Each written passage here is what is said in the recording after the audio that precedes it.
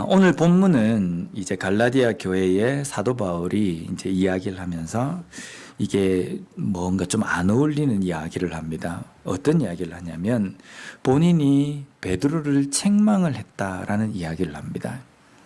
근데 갈라디아 교회에다가 사도 바울이 베드로를 내가 책망을 했다라는 이 이야기를 왜 하냐면 당시 초대교회나 유대인들에게 베드로 이러면 이 교회의 사도의 수장 정도로 이렇게 여겨지는 사람이었습니다.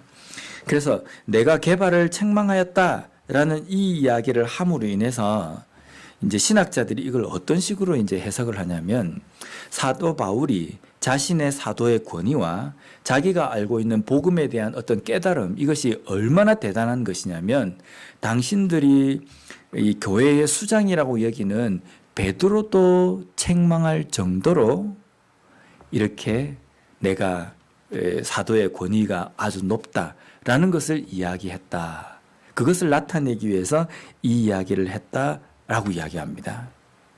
근데 이런 신학자의 해석은 잘못된 것 같아요. 사도 바울이 자신의 이 사도의 권위를 내가 베드로를 누를 정도로, 베드로를 호통칠 정도로 내가 더 우위에 있는 사람이라고 생각해서 나타냈을까? 그러지 않다는 겁니다. 지금 사도 바울은 갈라디아 교회에다가 자신의 사도성뿐만 아니라 자기가 지금 전하고 있는 이 복음의 내용들이 하나님의 계시로부터 온 것임에 대해서 계속 이야기하고 있습니다. 이야기하는 중에 율법주의라는 그 아주 갈라디아 교회의 중심적인 그 문제를 이야기하면서 이 율법주의라는 것이 갈라디아 교회에 이제 새로 믿었던 사람들에게만 있는 것도 아니고 일반 성도들에게만 있는 것이 아니라 사도에게도 이런 일이 일어날 수 있다라는 것을 지금 이야기하고 있다는 겁니다. 먼저 11절 말씀을 한번 보면요. 게바가 안디옥에 이르렀을 때에 책망받을 일이 있기로 내가 그를 대면하여 책망하였노라. 책망하였답니다. 이 책망하였다는 이 내용을 보면은 이 당시에 지금 사도들 안에서도 권위의 어떤 높고 낮음이나 아니면 뭔가 내가 더 수제자다라는 것들을 가지고 이게 알력 다툼이 있구나라고 우리가 이렇게 생각해서는 안 됩니다. 이 부분에 대해서 우리가 해석해야 될 것은 이 당시에 사도들은 각자의 그 직무를 가지고 복음 증거를 하지만 독불장군, 자기만 옳다라고 생각하고 나아가는 것이 아니라 서로 유대관계를 맺으면서 때로는 내가 사도로서 실수할 수 있을 때에 다른 사도가 나에 대해서 충고하고 이야기할 때 그것을 겸허하게 받아들이고 다시 한번 그 말씀 앞에 자신이 꼬꾸라지며 또 다른 사도의 어떤 문제가 보일 때에는 서로 또 그것을 이야기해주는 그런 협력 관계 가운데에 이 사역이 이루어졌다라는 것을 우리가 볼 수 있다는 겁니다. 왜냐하면요. 베드로가 이 충고를 받을 만한 형편이 안 된다고 한다면 아마 사도 바울과 베드로가 이 일 때문에 둘이가 틀어졌을 수도 있어요. 다시는 내가 너를 보지 않겠다. 어떻게 내가 이 문제가 있다고 해서 너가 감히 나를 그런 식으로 이야기하느냐. 눈둥 이런 식으로 싸웠다고 한다면 이렇게 사역이 제대로 안 됐을 거라는 겁니다. 사도들은 사도들대로 사도들 중에서도 각자가 다 내가 하는 이 지역은 내 지역이다 라고 해서 그래서 또 싸움이 나고 이러지 않겠습니까? 그런데 그런 문제가 없는 것을 보면 이 당시에 사도들 사이에서는 내가 어떤 문제가 생겨서 나에게 충고나 어떤 조언이나 책망이 올 때 그것을 겸허하게 받아들이는 그러한 관계였다라는 것을 우리가 볼 수 있다는 겁니다. 이것은 우리가 사역을 하면서 정말 중요합니다. 목사라고 해서 완벽하지도 않잖아요. 신앙생활 오래 했다고 해서 흠이 없는 것은 아니지 않습니까? 그래서 우리는 목사는 성도의 말을 귀를 기울여야 되고 성도는 서로 간에 다른 사람이 나에게 하는 이야기에 대해서 귀를 기울일 줄 아는 독불장군이 아닌 그런 마음이 되어야 된다는 겁니다. 우리가 요즘 새벽마다 잠언 말씀을 살펴보고 있는데 잠언 12장 15절 말씀에 이런 말씀이 있습니다. 미련한 자는 자기 행위를 바른 줄로 여기나 지혜로운 자는 권고를 듣느니라. 미련한 자는 하나님의 일을 제대로 할 수 없습니다. 지혜로운 자가 되어야 합니다. 지혜로운 자는 왜 하나님 일을 할 수 있냐면 권고를 잘 듣기 때문입니다. 하나님께서 하시는 말씀 그 권고도 잘 듣지만 옆에 있는 지체들이 무심결에한 이야기에 대해서도 귀담아 듣습니다. 귀담아 듣는다는 게 마음에 꽁 하고 있다는 말이 아니라 저게 어쩌면 나는 못 느꼈는데 저 사람이 볼 때는 나에게 이런 부분이 있나 보다 라고 해서 자기 자신을 돌아볼 수 있기 때문이라는 겁니다. 독불장군처럼 그렇게 가는 것이 위대한 사역이 아니라 함께 동력하면서 갈 때에 우리는 더 위대한 사역을 할 수 있다는 겁니다. 이렇게 바울이 베드로를 책망한 내용이 무엇이냐면요. 12절 말씀에 보면 야고보에게서 온 어떤 이들이 이르기 전에 게바가 이방인과 함께 먹다가 그들이 오매 그가 할례자들을 두려워하여 떠나 물러가매. 여기 이제 12절 말씀을 잘 봐야 됩니다. 지금 게바 베드로가 누군가를 두려워해서 이방인들과 같이 한 상에서 먹다가 누가 자기에게 왔어요. 왔는데 그것이 두려워서 이방인과 함께 식사하던 자리를 슬그머니 피한 겁니다. 근데 누가 왔냐면 야고보에게서부터 온 사람들이라고 되어 있습니다. 야고보가 누구냐면요. 그 예수님의 제자 사도입니다. 그 사도 중에 예루살렘 교회의 감독이었던 야고보입니다.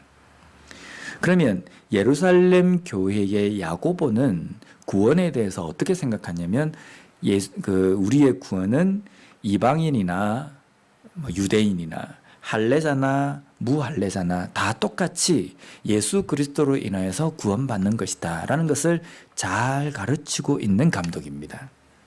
그런데 거기에서부터 온 할례자들, 유대인들을 이야기합니다.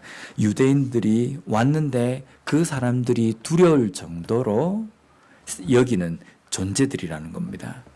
그러면 좀 이상하지 않습니까? 야고보는 그렇게 가르쳤는데 왜 야고보가 보낸 사람은 이렇게 됐나? 여기 보면 야고보에서 온 어떤 이들이라고 되어 있는 것은 야고보가 지금 여기 사도 바울과 베드로가 있는 이곳에 파견한 사람이 아니라 야고보가 사역하고 있는 예루살렘 교회의 성도라고 이렇게 그 성도들 중에 할례인, 무할례인, 유대인, 이방인이 있는데 그 중에 할례자가 지금 온 것이라는 겁니다. 여기에서 또 한 가지 우리가 깨달을 수 있는 것은 지도자가 잘 가르쳐도 교회 안에는 율법주의에 얽매여 있는 사람이 있는가 하면 복음을 잘 깨닫는 사람도 있다는 겁니다. 야, 저 교회는 목사님이 좋으니까 교회가 완벽할 거야. 그렇지 않습니다. 그 안에도 뚜껑을 열어보면 말씀을 잘 배우고 잘 말씀이 체계적으로 자리 잡고 있는 성도가 있는가 하면 그렇지 못한 성도도 있다는 겁니다. 율법주의라는 것은 당시에는 할례, 무할례 이 차원이었지만 지금 우리의 삶에서도 율법주의라는 것이 있을 수 있다는 겁니다. 오직 예수 그리스도의 은혜로 인하여서 우리가 구원받는 것인데 예수 그리스도의 은혜 외에 다른 것을 강조하고 주장하는 그러한 것이 율법주의 쪽으로 빠지게 만드는 결과를 낳을 수 있다는 겁니다. 그래서 우리는 우리의 신앙 속에서 이러한 부분을 제대로 내가 배우고 내가 제대로 깨닫고 있는지를 돌아볼 필요가 있다는 겁니다.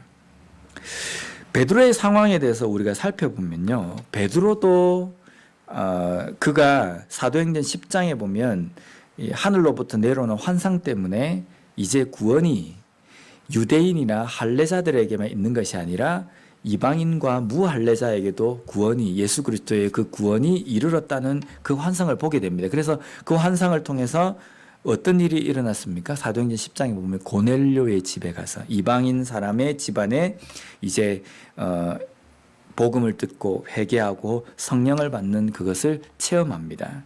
베드로가 그것을 깨닫고 사도행전 11장에서는 예루살렘 교회에 가서 그 교회에 있는 수장들과 지도자들 앞에서 이제 구원은 할례자뿐만 아니라 무할례자에게도, 유대인뿐만 아니라 이방인에게도 오직 성령이 임함으로 말미암아 예수 그리스도로 구원을 받는 은혜가 임한다라는 것을 주장했던 사람입니다. 그런데 지금 이 갈라디아 본문에서 보면 이방인들과 함께 먹다가 할례자들이 오니까 두려워서 자리를 슬쩍 피하는 모습이 보이지 않습니까? 어떻게 위대한 사역자가 이렇게 할 수 있을까라고 생각이 들지만 이거는 우리에게도 충분히 일어날 수 있는 문제라는 겁니다. 여기 보면 베드로가 두려워하여 떠나 물러가매라고 번역되어 있는데 이것을 원문을 그대로 직역을 하면요, 이방인으로부터 자신을 떠나서 분리하였다라는 뜻입니다. 같이 함께 먹다가 자리를 피했다라는 것은 자기 자신을 이방인으로부터 선을 그었다라는 이 표현입니다. 근데 이 선을 그었다라는 이 표현을 가지고 이방인들과 밥을 먹지 않았다는 이런 식으로 해석을 하기도 하지만 또 한편으로는 무할례자들에게도 복음을 전해야 되는 그 복음 사역을 이렇게 주춤하였다라는 식으로 해석을 하기도 합니다. 근데 지금 베드로가 한 이 행동은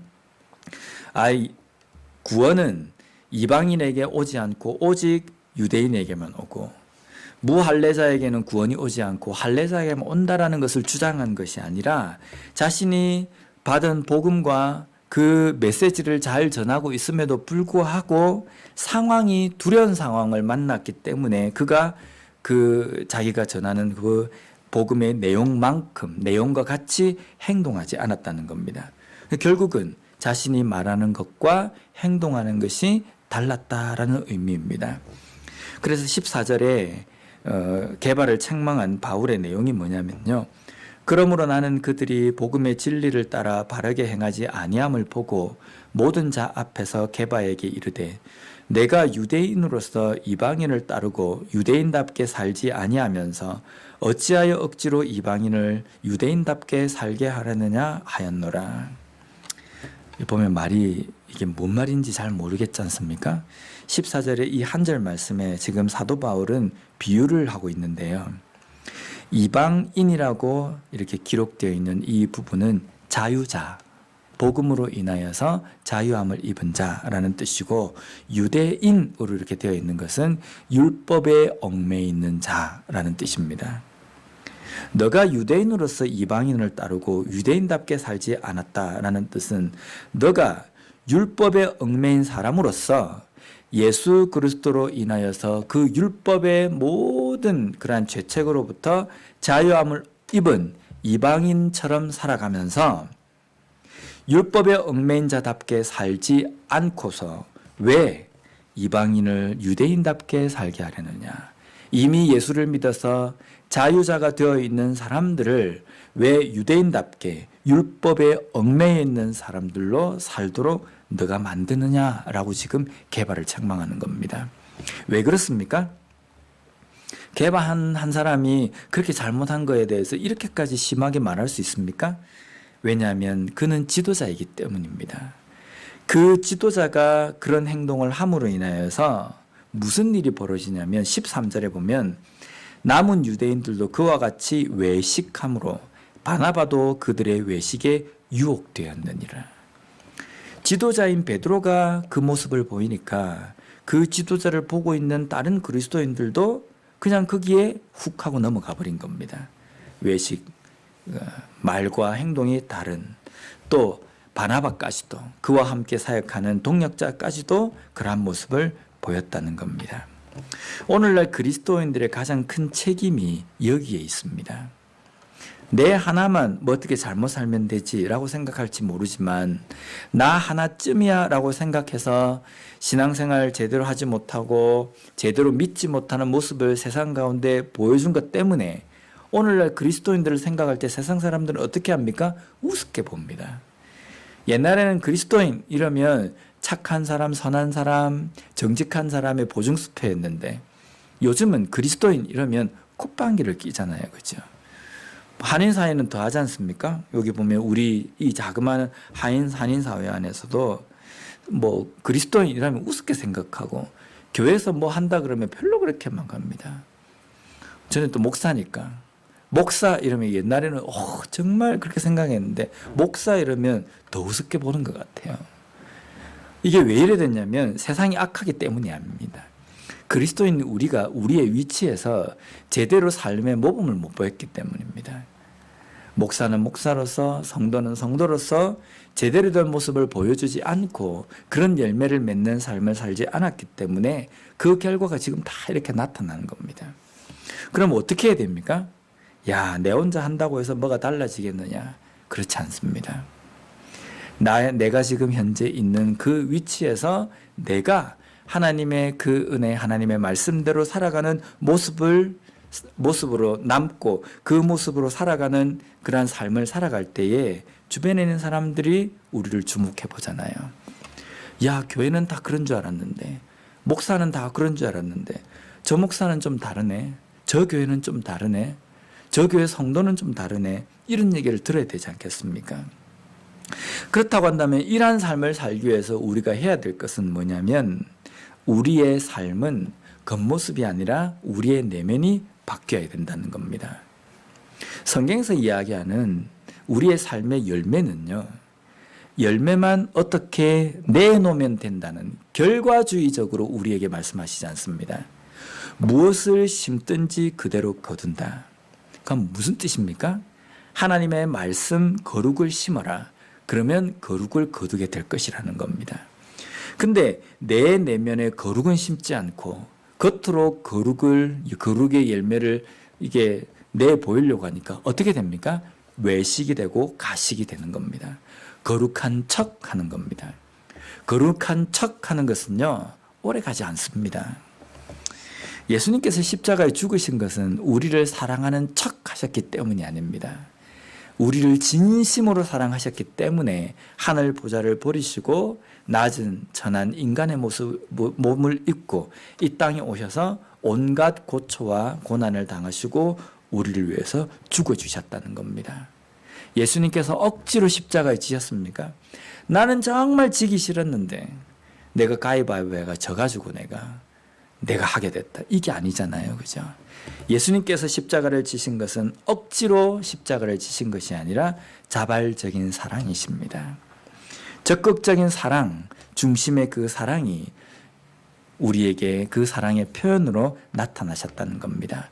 그러면 우리가 진정한 그리스도인을 살아간다는 것은 겉으로 나타나는 삶을 보여주기 위해서 억지로 살아가는 그리스도인이 아니라 내 내면이 하나님의 말씀으로 인하여서 변화가 되어서 어떤 상황이 온다 할지라도 그 중심이 바로 세워 있기 때문에 그 중심으로 인해서 나타나는 열매가 자연스럽게 거룩과 그리고 온전한 믿음의 그러한 열매를 맺으며 살아갈 수 있는 우리가 된다는 겁니다. 다시 한번 우리의 삶 속에서 억지로 사는 그리스도인이 아니라 우리의 내면 중심부터 변화되어서 그 중심으로 인하여서 자연스럽게 맺는 온전한 열매를 나타내며 살아가는 우리가 되었으면 좋겠습니다. 기도하겠습니다.